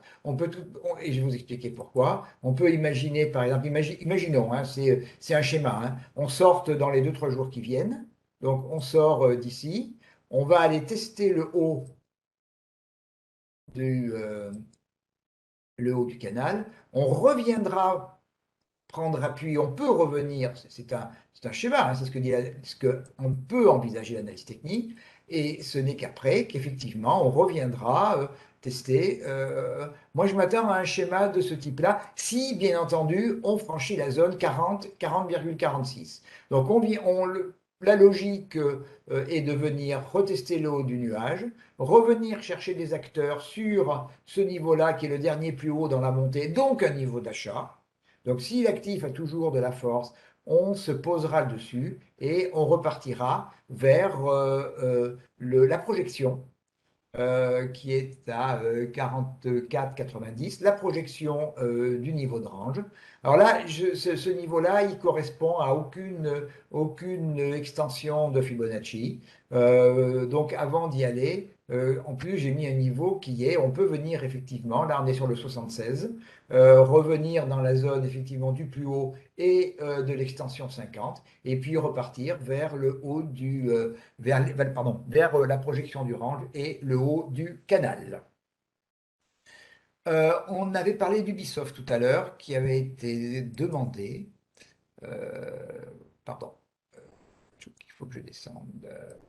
Merci Olivier de m'avoir Alors, Ubisoft. Ubisoft, là, je suis en hebdomadaire et la lecture, elle est extrêmement claire en hebdomadaire. Alors, Ubisoft est dans une tendance baissière. Là, c'est pas, oui, c'est pas vraiment ce que j'appelle, ce qu'on a vu tout à l'heure, c'est pas vraiment un couteau qui tombe, c'est une dégradation permanente de la situation de profitabilité ou de la position de l'entreprise sur son propre marché. Donc, depuis un an, on est dans une tendance baissière constante. À la limite, on a eu un premier sell-off. Regardez, on a eu depuis les plus hauts ici, en janvier l'année dernière, on était à 85-86 euros. On a eu d'abord un sell-off qui nous a amené vers 65. On a perdu pratiquement 18, non, plus de 20%, 20% en 4 semaines. On s'est stabilisé et on est reparti gentiment dans un canal baissier indiquant que, eh bien, la baisse est loin d'être terminée et on est venu jusqu'à 40 à peu près de mémoire, jusqu'à 40 euros. On a perdu plus de 50% de la valeur de l'action. Alors là, qu'est-ce qui s'est passé? On a eu au début janvier, mois de janvier, mi-janvier, on a eu, de manière très impulsive, on a eu une sortie de ce canal baissier. Et là, maintenant, je vais le passer, maintenant qu'on a vu l'ensemble, je vais passer en daily. Pour ici. Et, voilà, ça, c'est très clair. Donc, c'est le 18 janvier, vous voyez cette très belle, une très belle bougie ici. Euh, oui, Olivier dit c'est à cause de Microsoft. Oui, c'était les rumeurs Microsoft, bien sûr. Mais par contre, mais c'est ces rumeurs, comme souvent, hein, les rumeurs, il faut être extrêmement prudent. C'est-à-dire que quand il y a une rumeur, vous l'attrapez tout de suite. Vous rentrez tout de suite sans vous poser de questions. Si vous avez un stop important, un stop court, pardon. Bon, là, qu'est-ce qui s'est passé? On est venu, voilà, on a vu cette belle bougie. Donc, on est venu chercher à la fois le, la moyenne mobile de 100. Vous voyez, c'est la moyenne mobile de 100 qui a bloqué. Et ça, c'est très important. Que ce soit la moyenne mobile de 100 qui bloque, ça veut dire que eh bien, le changement fondamental de vision de la société de la part du marché, eh bien, ce changement n'a pas eu lieu. Donc, le fait des rumeurs qu'indiquait Olivier excusez-moi, il y a un chat dans la gorge, pardon. Ces rumeurs de rapprochement ou de collaboration avec Microsoft, eh bien, le marché n'a pas été convaincu et un marché pas convaincu, eh bien, ne change pas son œil à long terme sur la société et c'est ce qui s'est passé. Et donc, on a échoué à la fois sur une zone de polarité que vous avez ici, à 53,38, et surtout, hein, on a consolidé et on n'a jamais pu venir rechercher la moyenne mobile de 100. Et par contre, on est revenu il y a quelques jours, la semaine dernière, on est revenu tester l'oblique haute du canal baissier et on a rebondi dessus. Alors, qu'est-ce qui peut se passer maintenant? On a un actif qui est un petit peu en ce moment, il est pris en tenaille entre une moyenne mobile de 100 et, je vais dire, cette zone ici, hein, ici qui est également un niveau de polarité à 43,51, qui est à la fois eh bien, le retour à l'intérieur du canal, donc l'invalidation de l'ensemble de cette structure de sortie et la poursuite de la baisse, et eh bien, le fait que de revenir franchir la moyenne mobile de 100. Donc on a un rebond aujourd'hui, hein, comme tout le monde, hein, un rebond. Ce n'est qu'un rebond. Et il faudra voir ce qui va se passer sur ce niveau ici, qui est aussi un niveau de polarité, à 49,10 € si on continue à monter demain. Et si on continue au-delà, si on franchit la moyenne mobile de 100, à ce moment-là, eh ben, direction 53, 38 et 56,85. Si on n'arrive pas à ce niveau-là, si on revient, et c'est ça le niveau, le retour dans la tendance baissière, véritablement, ce qui voudra dire qu'on aura fait un plus haut, un plus bas, un plus haut, un plus bas, un plus haut, plus bas, un plus bas, un nouveau plus haut, plus bas que les précédents. Si on continue, si on revient dans le canal, si on fait un nouveau plus bas, un nouveau plus bas dans ce mouvement qui est dans le sens de la tendance, eh bien, on sera complètement revenu dans la tendance baissière d'Ubisoft avec les objectifs qui sont à 40,40, 39, c'est les niveaux de support, 39,84 et 37,83. Oui, Olivier me dit, ils ont des casseroles concernant des problèmes d'actes sexuels. Bon, Ubisoft, c'était- c'est un peu dommage parce que c'est quand même une très très belle, c'est une belle société qui a connu, qui est montée énormément. Et bon, il y a des problèmes de marché, il y a des problèmes, je crois je crois que c'est la famille Guillemot, si je dis pas de bêtises, mais c'est une famille qui est un peu trop autarcique, qui est un petit peu trop, comment dire, il faut peut-être qu'elle passe la main. Je ne sais pas, mais il y a une situation de gouvernance qui est aussi un peu particulière. C'est aussi un secteur qui est quand même et qui commence à avoir une concurrence importante. L'or, alors on me demande l'or, oui, j'aurais dû le regarder tout à l'heure, je vais vous le montrer, l'or. Le gold, il faut que je remonte, grâce à la bonne idée d'Olivier. Voilà l'or, mais l'or, je vais le mettre en hebdomadaire et en Ishimoku, parce que c'est lui qui est le plus clair.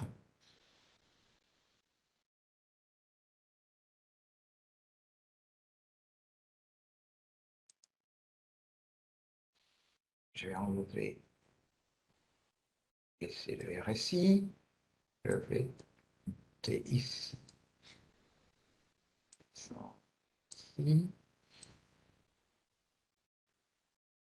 Bon, déjà, vous voyez, on a franchi, il y a 15 jours, pour la première fois, on a franchi cette oblique baissière qui était en place depuis le mois d'août 2020 et sur lequel on s'était cassé le nez une fois, deux fois et trois fois. Là, déjà, on l'a franchi. Maintenant, je vais un peu zoomer. Et là, on est sur une zone qui est très importante, une zone qui est très importante, qui est ici une zone de polarité, une grosse zone de polarité, qui est une toute petite zone entre 1900 et 1908 euros. Et c'est la zone sur laquelle, pour l'instant, on s'est arrêté. Donc, vous voyez, cette zone, elle a fait ici, il y a eu une résistance pendant la semaine. Regardez, à plusieurs reprises, elle a fait support. On a travaillé autour, on a tourné autour ici. On a essayé, lorsque l'on est venu toucher l'oblique haussière, eh bien, en clôture, on a été arrêté par cette zone de polarité. On a été arrêté une deuxième fois et on n'est plus revenu la chercher depuis le mois de mai de l'année dernière. Donc on est aujourd'hui sur cette zone. Donc la poursuite du mouvement, eh bien, si effectivement les tensions et les incertitudes au niveau de l'Ukraine se poursuivent, l'or a beaucoup de chances de franchir cette zone de polarité.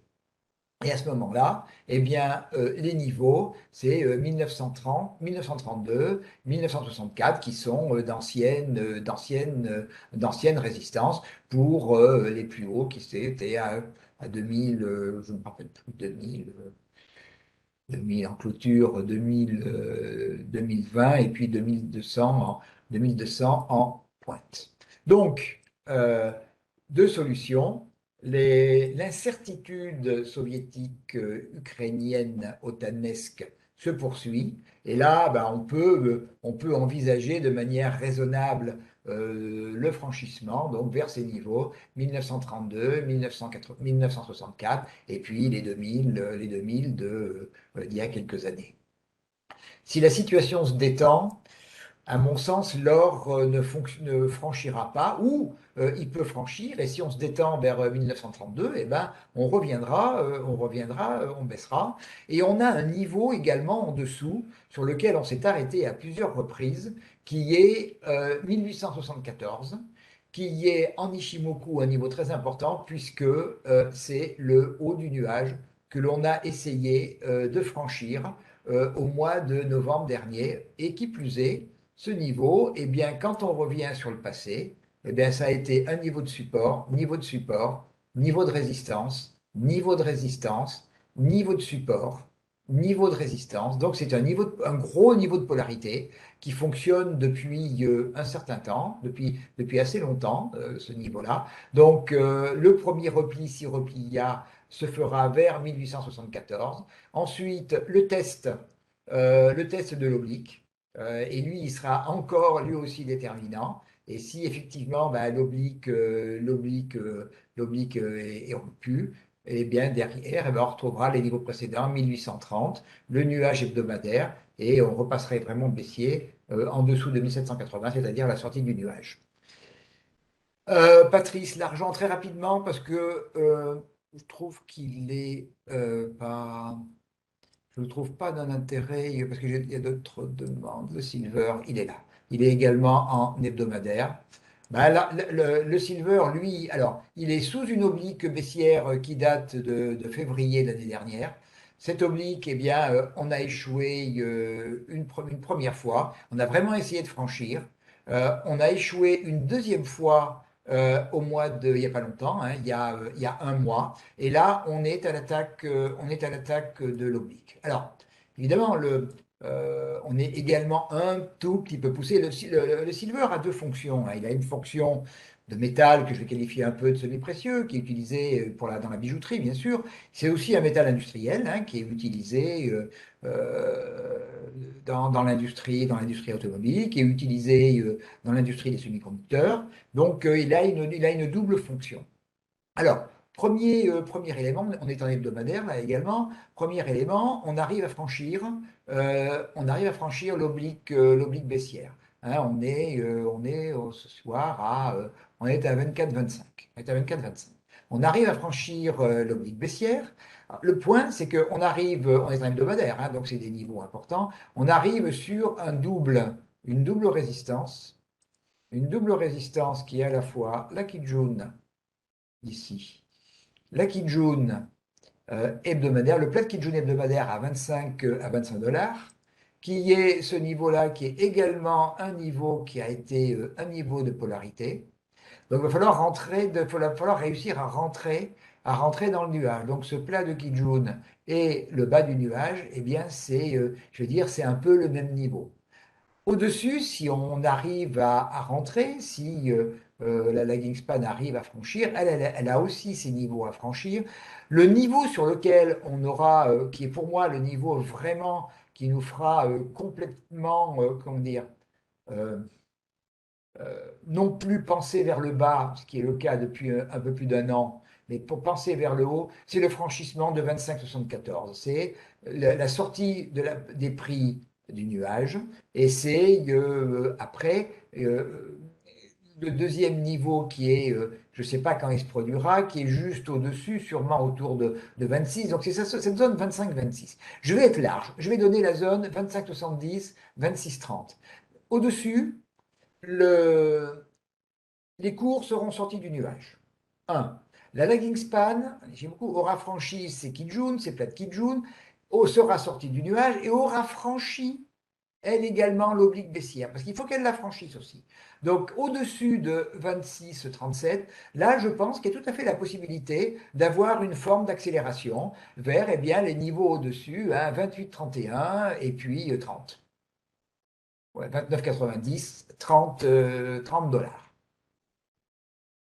Alors, le risque de conflit, il influe, oui, un peu, bien sûr, il influe sur l'argent, mais quand même de manière très différente. Vous voyez, aujourd'hui, je suis en hebdomadaire.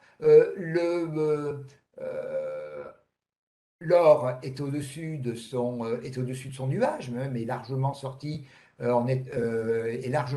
son nuage, alors que vous voyez, et est en tendance haussière, alors que a franchi l'oblique il y a déjà un certain temps, l'oblique baissière qui capait l'or, alors que le silver n'a pas franchi son oblique baissière et n'a pas franchi son nuage. Donc, pour l'instant, le silver est en tendance baissière. Donc le risque de conflit va influer, mais on ne peut pas dire que depuis des mois ou depuis au moins depuis un an, eh bien, le marché soit très gourmand d'argent. Tant qu'à faire, plutôt que la copie, je pense que le marché préférera l'original qui est l'or. Euh, je vais faire un dernier actif. Oui, c'est Marie qui m'avait demandé téléperformance et j'avais prévu de faire téléperformance. Donc, on va clôturer notre webinaire sur téléperformance. Alors, téléperformance, là, je suis en hebdomadaire et puis je regarde dans longue période ce qui se passe sur l'actif. Alors c'est aussi bas que l'on descende, c'est que de la tendance haussière. Alors c'est sur le plan temporel. Bon, c'est là je suis en 2013. Hein. En 2013, on était à 40 euros et depuis, bah, c'est une tendance haussière absolument fabuleuse. On a uniquement eu ici en début 2020, au mois de mars, hein, comme tout le monde, on est venu tester le nuage. On a en fait quasiment, on n'a jamais clôturé sous le nuage. Et puis, bah, la tendance est repartie. Pour les utilisateurs d'Ishimoku, eh bien, on est resté tout le temps au niveau de la Kijun, on l'a quasiment jamais touché. Et là, on est dans une phase de consolidation significative et avec eh bien, une grande baisse. On aurait pu mettre téléperformance dans la rubrique que l'on a vue au début, qui était la rubrique eh bien, des grandes baisses. Donc, on va regarder déjà en hebdomadaire ce qui se passe. On va regarder les gros niveaux concernant Téléperformance hein, hebdomadaire. Donc, je vais commencer par le bas. En analyse technique, on a un niveau ici important, en fait, qui est un niveau qui a fait résistance, On l'a franchi, on est venu le rechercher. C'est un niveau de polarité à 298 à 280, pardon, 294.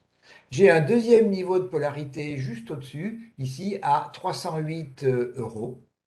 J'ai un troisième niveau de polarité ici à 334 euros. Et j'ai ici un quatrième niveau de polarité à 346 euros. Et puis, ben, j'ai les plus hauts à 377, 384. Et puis le sommet historique à 400, juste au-dessus de 400. Alors, on est comme pour, excusez-moi, pour mars 97, mars 2020, pardon, excusez-moi, on est dans une situation où on vient tester le nuage. Pour l'instant, le nuage résiste. Vous avez la lagging span qui, elle, est au contact de sa Kijun.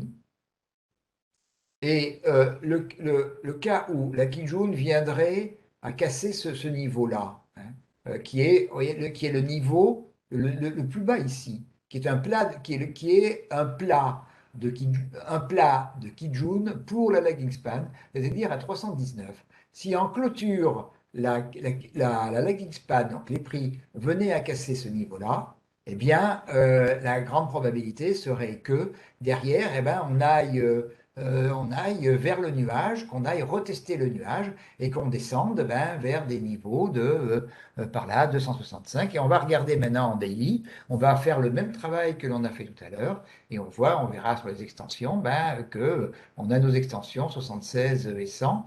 Donc on est dans une zone ici qui est une zone qui est un petit peu charnière en hebdomadaire. Je vais redevenir maintenant en jour. Et j'ai pas besoin d'Ishimoku, donc je vais enlever Ishimoku. Voilà. Et on va regarder un peu plus près. Eh bien, on a notre schéma classique. On a ouvert en plus ici, qui montrait la puissance du mouvement, je n'ai pas indiqué. On a ouvert un gap dès le début de la baisse. Et là, évidemment, là, on a le couteau qui tombe.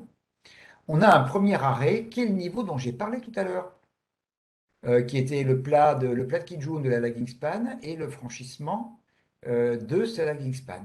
Donc à 318, 319, c'est un niveau majeur.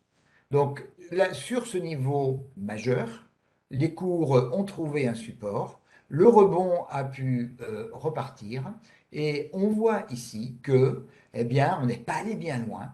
On s'est arrêté entre le 23,6 et le 38,2. On est reparti à la baisse, on est revenu tester ce niveau très important, ou cette zone très, très importante, hein, 314, 318. On a retenté de repartir vers le haut, et vous voyez sur cette bougie, c'était aussi un peu attendu parce que c'est quasiment impossible de franchir comme ça d'un coup une bande de Bollinger basse baissière. Il faut attendre qu'elle se retourne. Et effectivement, les prix se sont écrasés sur la bande de Bollinger et on est reparti vers le bas. Donc, on a cassé hier le précédent plus bas. Et donc, on a entamé une nouvelle phase de baisse. J'ai tracé les extensions de Fibonacci que vous avez ici, hein, par rapport à cette baisse, par rapport au retracement entre 23,6 et 38,2. Et on voit, comme on a indiqué tout à l'heure, donc que l'on a un niveau qui est un niveau qui correspond à un niveau de support, tel que l'on a vu, à 294. Le niveau où on a attaqué ce matin est proche de 308, est proche, pardon, d'un niveau de support et 304 l'extension 0,50. Donc ça, c'est une zone également tout à fait importante, hein, cette petite zone. On peut presque mettre ici, je peux presque mettre là une zone à surveiller, une zone de support à surveiller. Sa rupture, eh bien, on repartirait sur une jambe de baisse. Donc aujourd'hui, on a eu un rebond. C'est un rebond technique. Pour moi, il n'est surtout pas acheté. Le premier niveau au-dessus duquel on pourra, pour moi, où moi je me poserai la question, j'ai pas dit que j'achèterais, je me poserai la question d'acheter, c'est si on refranchit 346 euros. Tant qu'on est en dessous de 346 euros, on est dans le cadre d'un rebond technique. Au-delà, la tendance baissière est invalidée, on est en tendance neutre. Après, eh bien, il faudra voir comment on arrive sur ce, si on y va, hein, comment on arrive sur ces niveaux, comment on franchit, où est-ce qu'on peut avoir des stops, donc le travail normal d'un investisseur et de ses protections. Alors Pierre me demande comment expliquer que cette action ait baissé autant alors que les fondamentaux sont bons. Alors, euh, je ne suis pas, je suis pas au cœur des fondamentaux de Téléperformance, c'est clairement une très bonne société, mais vous êtes certainement dans le cadre de toutes ces sociétés qui ont pas super performé. C'est une société qui a hyper performé. Regardez, on est parti de 40 euros pour arriver à 400, on a multiplié par 10. Et puis, on est allé quasiment en ligne droite. On a eu une seule consolidation avant celle d'aujourd'hui, dans ce moment. On l'a eu au moment de la baisse pandémique. On n'a même pas cassé le nuage. Donc, à un moment donné, toutes ces sociétés, comme les sociétés de la haute technologie, eh bien, on est arrivé certainement à des niveaux de PER importants et niveaux où eh bien, on est sur des sommets de marché et on est dans le cadre de la rotation sectorielle. Et alors, reprenez, si vous voyez, ce que j'ai expliqué les 2 derniers mois, à la fois sur cette rotation sectorielle et sur les conséquences de l'inflation, eh bien, comme a dit Olivier, eh ben, l'élastique, il était hyper tendu. Le PER était certainement arrivé, je ne l'ai pas regardé à des niveaux trop importants. Eh bien, tous ces gens qui étaient en position depuis longtemps, tous ces investisseurs qui ont gagné beaucoup d'argent, eh bien, ils n'ont pas envie de le perdre, cet argent. Donc, et quand vous vous trouvez en situation où vous voyez sur une action, elle monte, votre compte, il monte, là, vous commencez à stresser. Est-ce que je reste? Est-ce que je sors? Est-ce que je reprends une position? Est-ce que j'arbitre dans le cadre d'une consolidation? Et là, c'est là où ça devient un petit peu compliqué à gérer. Gérer les pertes, c'est un stress, mais gérer les gains, c'est aussi, on en veut plus, mais on ne veut pas perdre ce qu'on a gagné.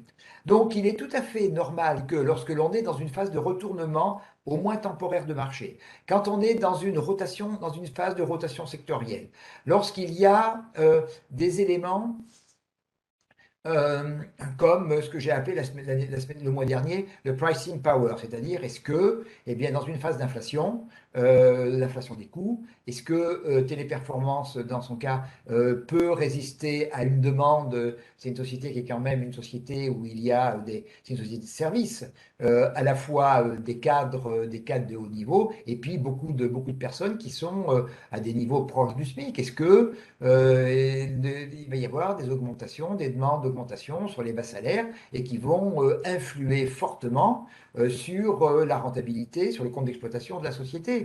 Est-ce qu'il y a une forme de pricing power qui fait que l'inflation que ressent la société pour elle, hein, et c'est pas majoritairement salariale puisqu'elle n'utilise pas de matières premières, on est dans les services, est-ce que bah, elle pourra passer aux clients et qu'elle pourra passer les hausses qu'elle va subir. Donc il y a tout un cadre qui se met en place. Euh, Dominique dit la remontée des taux également. Alors je ne sais pas quel est l'endettement ou les besoins d'endettement de Téléperformance, mais la société reste belle, ça c'est très clair. Et lorsque l'on est on a ressenti que la baisse est terminée. Donc pour moi la baisse est terminée quand on franchit 346. Alors, est-ce que la hausse reprend? Je ne sais pas. Mais le couteau aura fini de tomber. Alors, ce sera pour viser quoi? Je ne sais pas aujourd'hui. Il faudra voir comment cela fonctionne. Mais tant qu'on n'a pas, et si on refranchit justement ce niveau de 344, eh bien, ça voudra dire que le marché aura eu des réponses à ces questions quant à la capacité de Téléperformance d'encaisser les hausses, pour elle, notamment de salaire qu'elle a peut-être commencé et qu'elle va continuer à subir. Donc voilà comment, si vous voulez, Pierre, votre question, pourquoi une baisse alors que eh bien, les fondamentaux sont bons? Eh bien, je pense qu'il faut aller regarder de ce côté-là. Mais je suis d'accord que les fondamentaux sont bons. Mais par contre, est-ce qu'elle elle va pouvoir être capable de maintenir son niveau de profitabilité? Ça, c'est une autre question. Et ce qu'attend le marché, c'est de savoir si le niveau de profitabilité, si la rentabilité du titre va se maintenir. Si elle ne se maintient pas, eh bien le titre va se mettre au niveau correspondant à une rentabilité qui satisfait le marché, tout simplement et tout bêtement. Voilà, ça fait 1h50 qu'on est ensemble, bientôt. Oui, 1h50 qu'on est ensemble. On va terminer sur Téléperformance. Je vous remercie de votre attention. Je vous remercie d'être resté aussi nombreux jusqu'à la fin. Et je vous souhaite bon appétit, et je vous souhaite une excellente soirée et soyez prudents dans la période qui vient. N'oubliez pas que nous sommes dans un simple rebond technique, donc je vous incite à la prudence et à ne plus acheter pas ou plus, parce que j'en ai acheté moi aussi des couteaux qui tombaient, hein, bien entendu, à ne pas acheter des couteaux qui tombent et j'espère que vous aurez un petit peu plus compris des méthodes qui sont les miennes, qui permettent Alors, vous avez aussi les dernières choses que je vais indiquer. qui était importante, que j'ai oublié d'indiquer. Euh, Vous avez des investisseurs, mais qui sont des gens qui font surtout du court terme. Pas des gens qui travaillent, par exemple, sur PEA. Vous avez des gens qui vont acheter ce rebond ici. Hein, il y a une figure qui est quasiment une étoile du matin. Donc, mais la personne qui va acheter, elle va acheter sur cette bougie parce qu'elle va avoir un stop juste en dessous ici. Alors, elle va déterminer, espérer à quel niveau le rebond va s'harmoniser, jusqu'où le rebond va aller, en travaillant sur eh bien, les résistances. Ici, j'ai une belle résistance à 345, mais on peut tout à fait, pour quelqu'un qui va être qui fait du swing trading, dire je rentre à 320, 325, je mets mon stop à 318, donc j'ai 7 de risque et je vais aller chercher de 325 à 345, j'ai 20 de gains. Donc j'ai un ratio rendement-risque de 2,5 ou 3. Mais ça, c'est un peu sportif. C'est-à-dire qu'il faut véritablement, il faut être, il faut être un peu agressif, mais ça fonctionne. Par contre, dès qu'on arrive sur l'objectif, qui doit être à ce niveau-là, ben, la raison demande de sortir au minimum la moitié de la position. Et dès que, effectivement, on attaque le lendemain la bougie rouge, eh bien, le rebond est terminé. On sort le reste de la demi-position. Donc, il y a des moyens, mais si vous voulez, c'est pas, là, on n'est plus dans le cadre où on suit une tendance. Là, c'est un élément d'opportunisme et que recherchent les gens qui font du court terme et les gens qui travaillent. Et ces genres d'opérations sont pour des gens qui travaillent avec de l'effet de levier, qui vont acheter un varan, par exemple, hein, puisque on a peu d'effet temps, puisqu'on est là sur quelques jours. Donc, c'est une possibilité. Je l'ai pas. Je sais que la majorité des gens qui suivent, des participants, hein, sont plutôt sur du moyen long terme. Bon, je n'ai pas noté particulièrement, mais je voulais quand même vous le dire qu'il y avait possibilité de manière un peu plus audacieuse sur le court terme. Voilà, c'était véritablement ma conclusion. Eh bien, définitivement, bonne soirée et merci d'être resté si nombreux jusqu'à la fin. Bonsoir.